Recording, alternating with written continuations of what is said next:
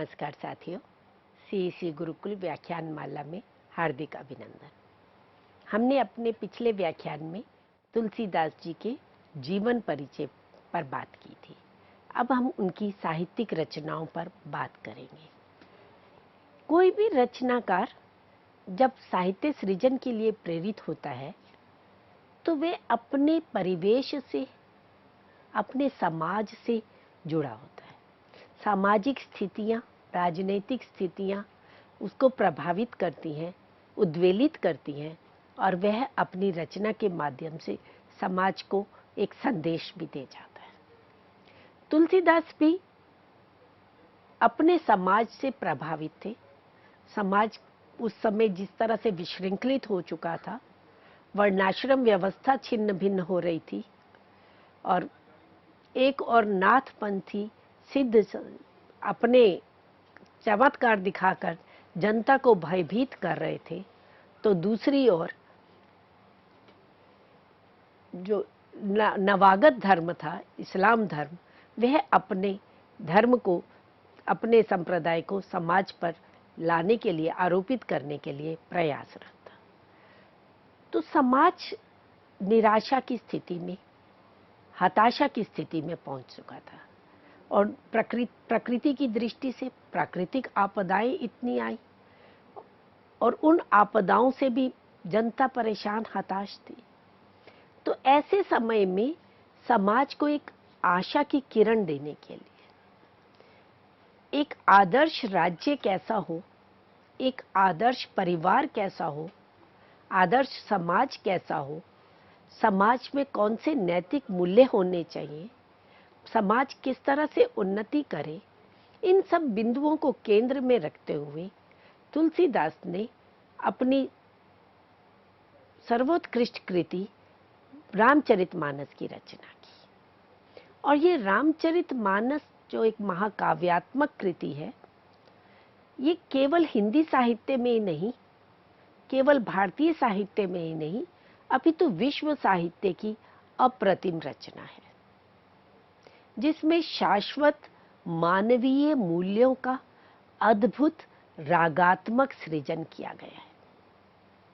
हमारे वे शाश्वत मूल्य जो हमारे भीतर एक प्रेरणा के रूप में रहते हैं, जो हमारी पहचान है, हमारी अस्मिता है, उन मानवीय मूल्यों को रचना के माध्यम से पुनर्प्रस्तुत करने का कार्य और सांस्कृतिक मनोभावना का काव्य मानस माना गया।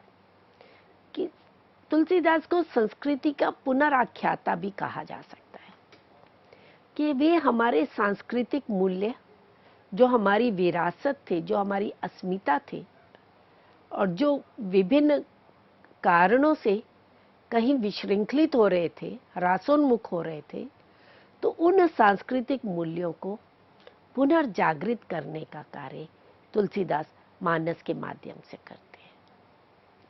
और इस रामचरितमानस की रचना वह स्वांता सुखाए नहीं करते।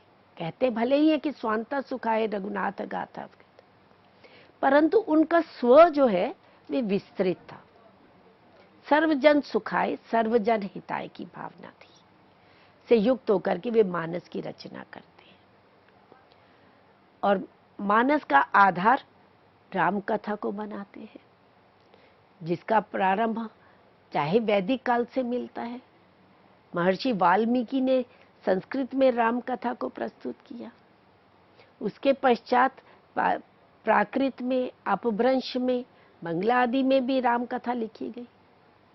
परंतु तुलसीदास उन सब कथाओं को केंद्र में रखते हुए निगमागम सम्मत लोक भाषा में लोक मंगल की भावना से युक्त होकर, समन्वय की भावना से युक्त होकर के रामचरितमानस की रचना करते हैं, जिसमें वे अपनी मौलिकता का परिचय देते हैं, अपनी प्रतिभा का परिचय देते हैं और मानस की रचना इस रूप में करते हैं कि वह कृति कालजयी कृति बन गई।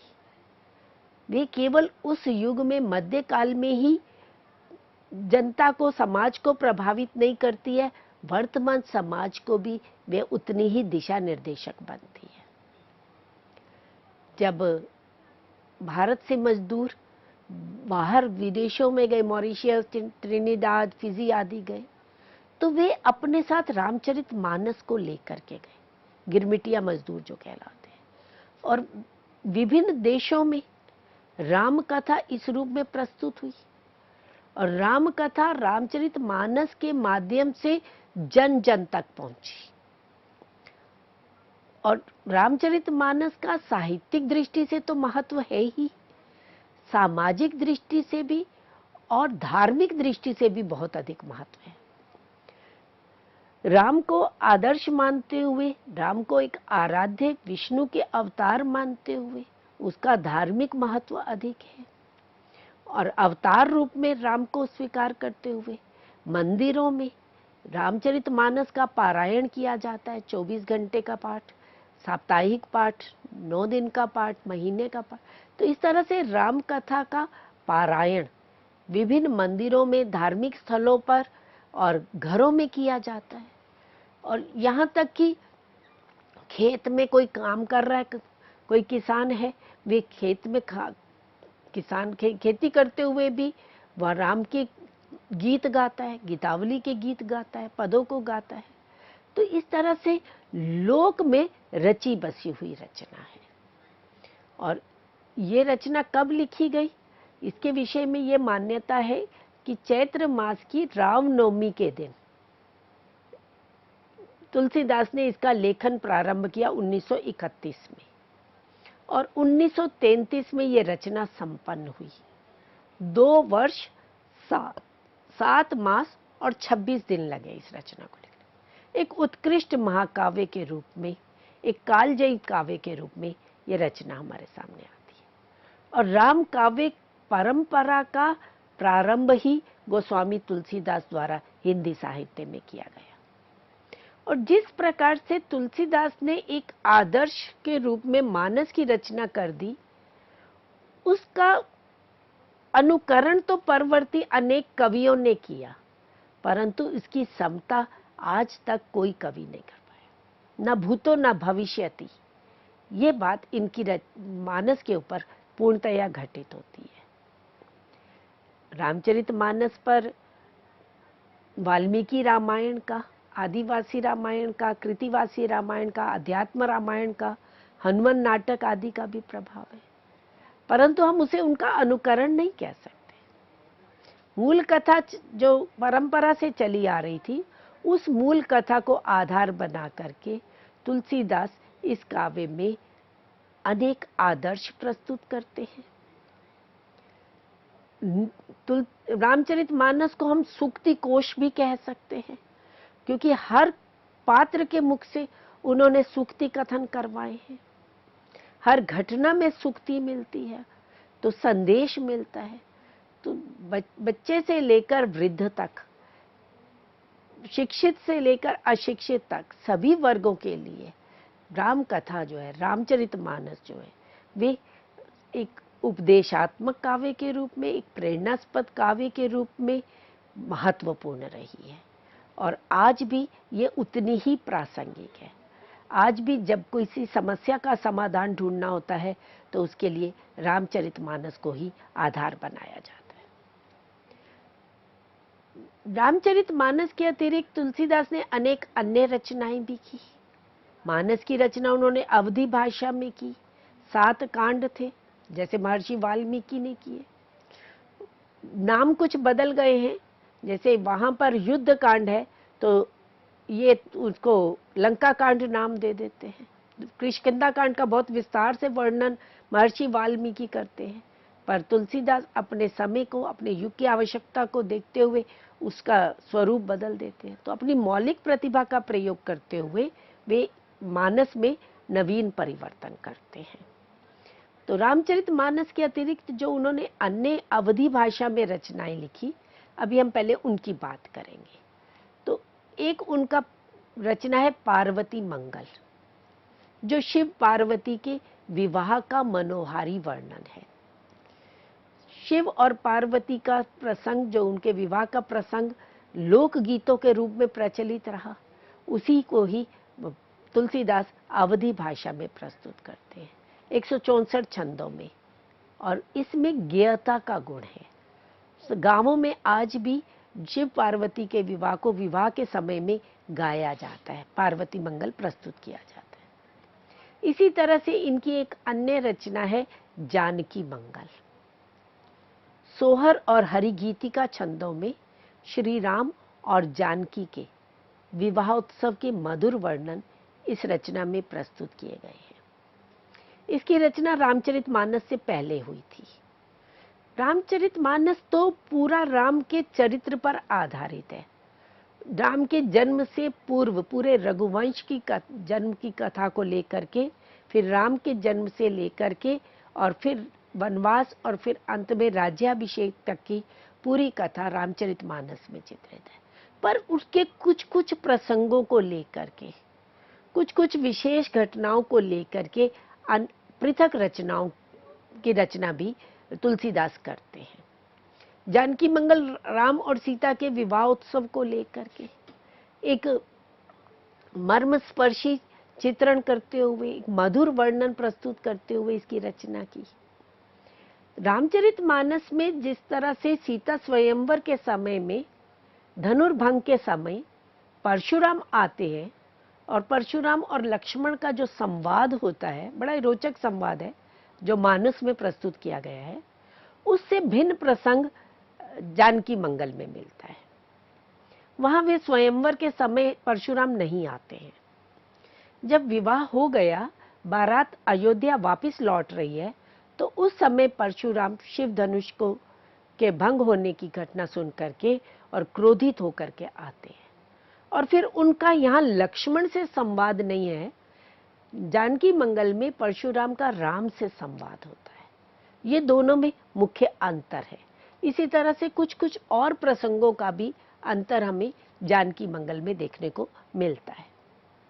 एक अन्य इनकी प्रसिद्ध रचना रही, छोटी सी रचना है रामलला नाचू। एक लोकगीत की सोहर शैली में रचित रचना है।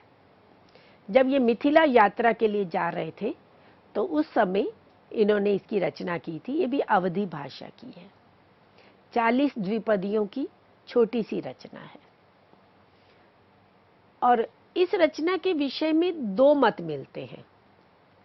दो प्रतियां इसकी मिलती हैं। एक 26 द्विपदियों की लघु रचना मिलती है और एक 40 द्विपदियों की मिलती है।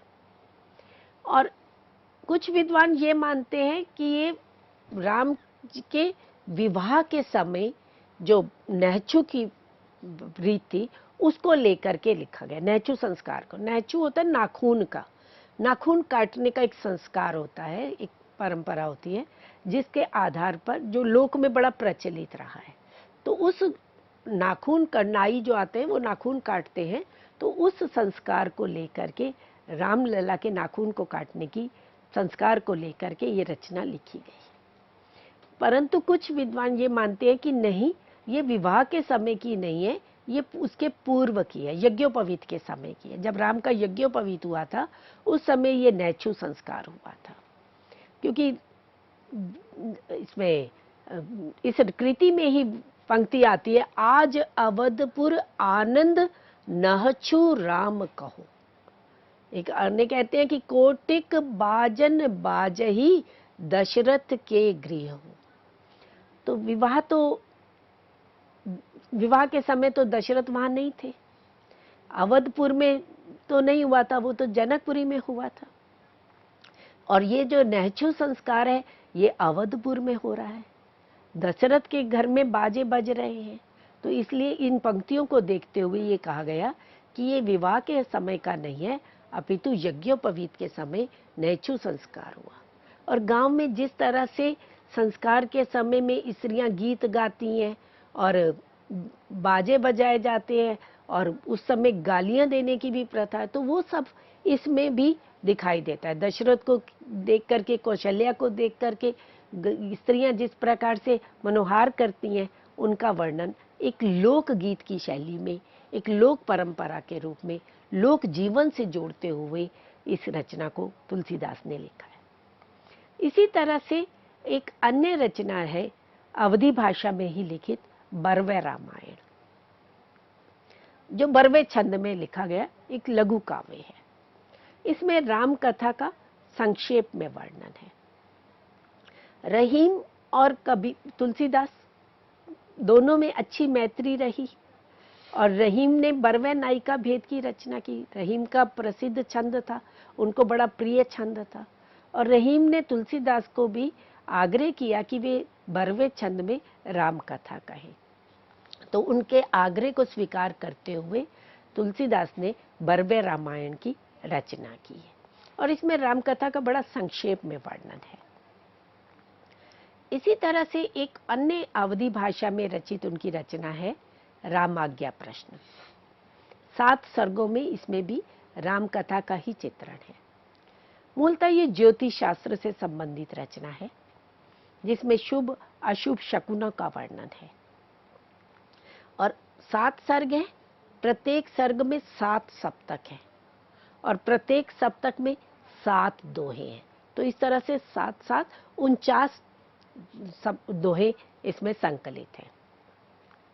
रामचरितमानस में तुलसीदास ने सीता के निर्वासन के प्रसंग को नहीं दिया। सीता निर्वासन का प्रसंग वाल्मीकि रामायण में है।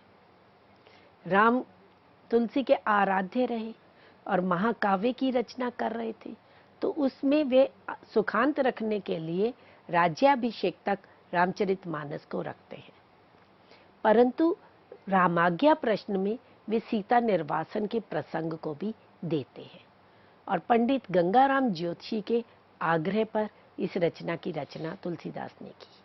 और इस रचना के विषय में ये मान्यता भी है कि किसी भी मनोकामना को लेकर के कोई भी मन में समस्या हो, कोई प्रश्न हो, कोई जिज्ञासा हो, तो उसका समाधान इस रचना में मिल जाता है राम कथा के माध्यम से।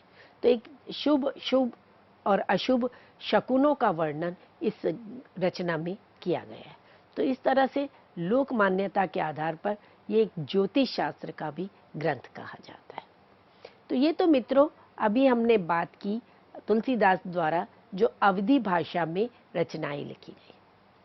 अब हम बात करते हैं वे रचनाएं जो उन्होंने ब्रज भाषा में लिखी। सबसे पहली उनकी रचना थी वैराग्य संदीपनी, जो 3 भागों में है। प्रारंभ की जो 6 छंद हैं वे मंगलाचरण के छंद हैं और दूसरे भाग में फिर वे संतों की महिमा का गान करते हैं और तीसरे भाव में शांति भाव का वर्णन करते हैं। वैराग्य का वर्णन इस रचना में मिलता है। कुछ विद्वान ये मानते हैं कि ये इनकी प्रौढ़ावस्था की रचना है। और तुलसीदास समन्वय के कवि रहे हैं। समन्वय भावना जो रामचरितमानस में हमें दिखाई देती है, चाहे सगुण निर्गुण का समन्वय है, शैव वैष्णव का समन्वय है, लोक और शास्त्र का समन्वय है, गृहस्थ और वैराग्य का समन्वय है, तो विभिन्न क्षेत्रों में जो समन्वय की भावना तुलसीदास में दिखाई देती है, उनकी पहली झलक इस वैराग्य संदीपनी में दिखाई देती है।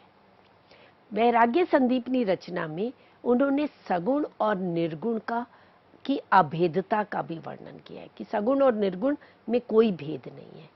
सगुनई अगुनई नहीं कछु भेदा, गावई वेद पुराण बुद्ध भेदा। आगे चल करके मानस में भी ये बात कहते हैं।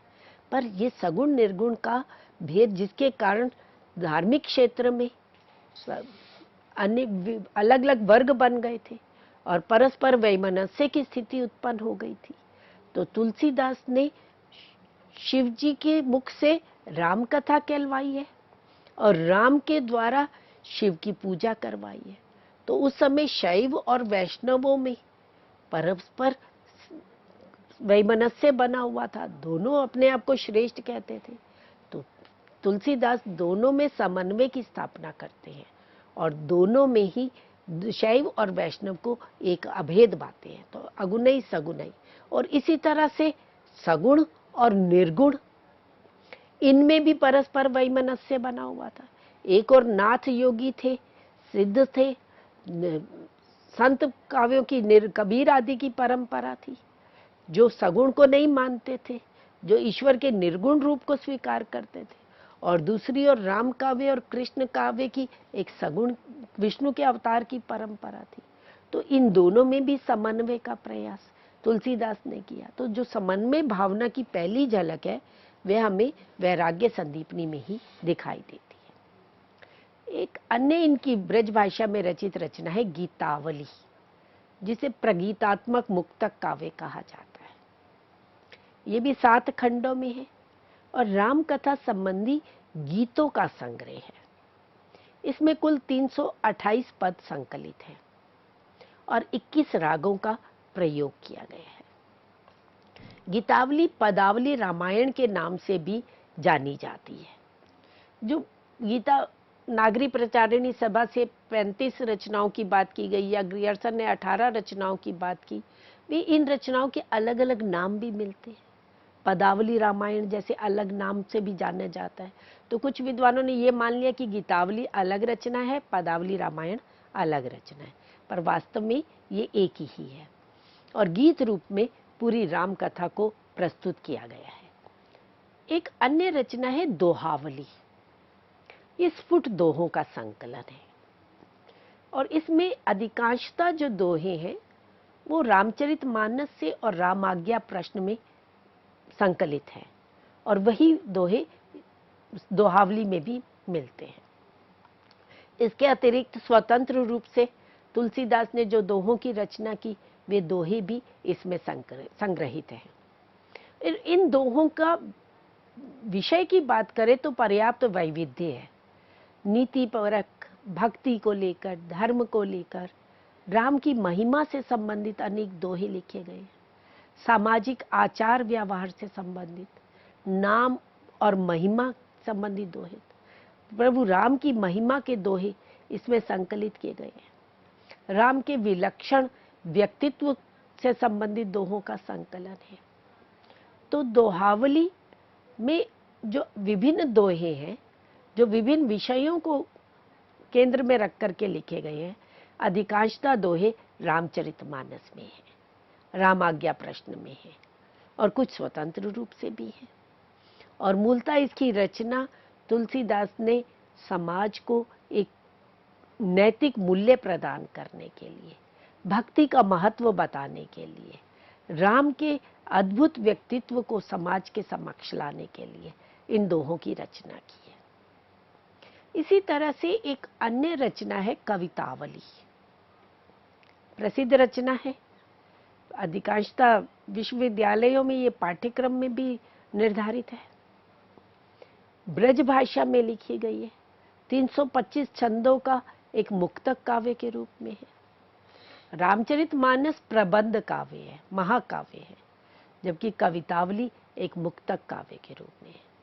इसमें भी मानस की भांति 7 सर्ग है और कवित्व सवैया पद्धति में इसकी रचना की गई है। समाज के जीवन की एक यथार्थ प्रस्तुति कवितावली में मिलती है। अब प्रश्न ये उठता है कि रामचरितमानस जैसे महाकाव्य की रचना करने के बाद कवितावली की रचना करने की आवश्यकता क्या थी? वास्तव में महाकाव्य की अपनी कुछ सीमाएं होती हैं, मर्यादा होती है, और तुलसीदास ने जब रामचरितमानस की रचना की तो उन्हें कहीं ये लगा कि कुछ ऐसे प्रसंग हैं जिनको पुनः प्रस्तुत किया जाना चाहिए, जिनकी उस रूप में अभिव्यक्ति मानस में नहीं कर पाए और वह कवितावली में प्रस्तुत करते हैं। जैसे बालकांड के दोहे देख लीजिए, बालकांड के सवैये देख लीजिए, या अयोध्या कांड का देख लीजिए वर्णन। इसी तरह से जो तत्कालीन सामाजिक यथार्थ था, उस समय की जो समाज की विभीषिका थी, युगीन विभीषिका थी, जो कलियुग का वर्णन है, हालांकि मानस के उत्तरकांड में भी मिलता है, परंतु कवितावली में जिस रूप में वे कलियुग का एक यथार्थ चित्रण प्रस्तुत करते हैं, समाज के यथार्थ को प्रस्तुत करते हैं, वे अनुपम है। और इसमें तुलसीदास ने आत्मोल्लेख किया है, अपने जीवन के अपने जो कष्ट, जो उन्होंने संघर्ष सहन किए थे, उसका वर्णन प्रस्तुत भी करते हैं, जो वे मानस में नहीं प्रस्तुत कर पाए। उत्तर कवितावली का उत्तरकांड कवि के आत्मोल्लेख की ही प्रस्तुति है। इसी तरह से ब्रज भाषा में इनकी एक अन्य रचना है विनय पत्रिका। ये कवि की प्रौढ़तम रचना मानी जाती है। इसमें तुलसी की काव्य साधना का चरम उत्कर्ष दिखाई देता है। अपने आराध्य श्री राम की सेवा में प्रस्तुत किया गया एक पत्र है ये। 279 पद है इसमें। संस्कृत निष्ठ ब्रज भाषा का प्रयोग किया गया है। हनुमान जी के माध्यम से तुलसीदास जो है अपनी विनय की पत्रिका, अपना विनम्र निवेदन, दैन्य भाव को प्रस्तुत करते हैं विनय पत्रिका में। प्रारंभ में विभिन्न देवी देवताओं की स्तुतियां हैं, गणेश की, शिव की, गंगा की, यमुना की, अनेक देवताओं की स्तुति वर्णन है। फिर आत्मदैन्य का भाव प्रस्तुत किया गया है, अपनी दीनता के भाव को, अपने भक्ति भाव को, अपने विनय के भाव को प्रकट करते हैं। और अंत में फिर तुलसीदास राम के लिए एक पत्रिका भेजते हैं और जिसकी संस्तुति लक्ष्मण, शत्रुघ्न, भरत और हनुमान जी से करवाते हैं। तो एक नवीन शैली के रूप में विनय पत्रिका के रूप में एक रचना हमारे सामने आती है और विनय पत्रिका राम गीतावली के नाम से भी जानी जाती है। ये एक उदात्त मुक्तक काव्य है जिसमें तुलसीदास की दैन्य भाव की बड़ी सघन अभिव्यक्ति हुई है। 2 पंक्तियां हम देखते हैं, जैसे वो कहते हैं, राम सो बड़ो है कौन, मोसो कौन छोटो, राम सो खरो है कौन, मोसो कौन खोटो। तो अपने दैन्य भाव को, अपने तुच्छता के भाव को और प्रभु राम के महात्म्य को प्रस्तुत करने के लिए इसकी रचना की गई। और इस तरह से तुलसीदास ने एक रचना और की कृष्ण गीतावली की भी रचना की थी। तो सूरदास के आगे, जिस तरह से सूरदास ने कृष्ण के सौंदर्य का, उनकी बाल लीलाओं का वर्णन सूरसागर में प्रस्तुत किया, उसी तरह से तुलसीदास ने भी कृष्ण गीतावली की रचना की ब्रज भाषा में ही। और गीतावली में वे राम के भी जन्म का वर्णन इस तरह से करते हैं, अगर नाम ना हो तो हम जान भी नहीं पाएंगे कि ये सूरदास के द्वारा किया गया वर्णन है या तुलसीदास द्वारा किया गया वर्णन है। तो अभी हमने मित्रों तुलसीदास द्वारा जो 12 रचनाएं रची गई, जो प्रामाणिक मानी जाती हैं, उनके विषय पर चर्चा की। और तुलसीदास की सभी रचनाओं को देखें तो उनमें पर्याप्त विषय वैविध्य मिलता है। वे स्वयं भी कहते हैं, कीरति भनिति भूति भल सोई, सुर सरी सम सब कै हित होई, कि देव नदी गंगा के समान इनकी जो रचना है वे सबके हित करने वाली है। तो सर्वजन सुखाए इन्होंने अपनी रचनाओं की सर्जना की। आचार्य रामचंद्र शुक्ल ने उनके उत्कृष्ट महाकाव्य रामचरितमानस के विषय में कहा कि तुलसी के मानस से जो शील, शक्ति, सौंदर्यमयी स्वच्छंद धारा निकलती है, उसने जीवन की प्रत्येक स्थिति में पहुंचकर भगवान के स्वरूप का प्रतिबिंब झलका दिया है। और इसी तरह से जैसे विषय में वैविध्य है, नीति परक, भक्ति परक, ज्ञान परक, और राम कथा को लेकर उनके विभिन्न प्रसंगों को रोचक ढंग से प्रस्तुत किया, उसी तरह से शैली में भी वैविध्य है। इनकी रचनाओं में विभिन्न शैलियां मिलती हैं।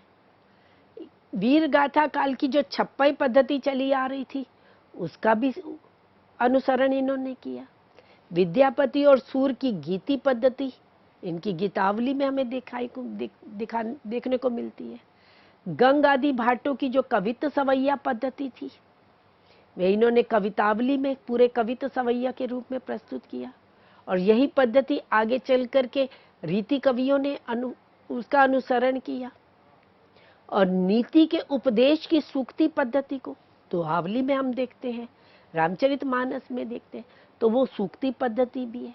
और दोहा चौपाई की प्रबंध पद्धति जो प्राकृत अपभ्रंश से चली आ रही थी, जो सूफी काव्य में भी अपनाई गई दोहा चौपाई की शैली, वे हमें पूरे रामचरितमानस में दिखाई देती है। तो विभिन्न शैलियों में भी इन्होंने अपनी रचनाएं की। तो इस तरह से विषय वैविध्य को देखते हुए, शैली वैविध्य को देखते हुए, उनकी रचनात्मक कलात्मक सौंदर्य को देखते हुए विजेंद्र स्नातक ने कहा कि तुलसी हिंदी कविता कानन का सबसे बड़ा वृक्ष है। उस वृक्ष की शाखा प्रशाखाओं के काव्य कौशल की चारुता और रमणीयता चारों ओर बिखरी पड़ी है। तो इस तरह से आज हमने हिंदी के कालजयी कवि तुलसीदास के जीवन परिचय और उनकी साहित्यिक रचनाओं और उनकी साहित्यिक विशेषताओं पर चर्चा की। धन्यवाद।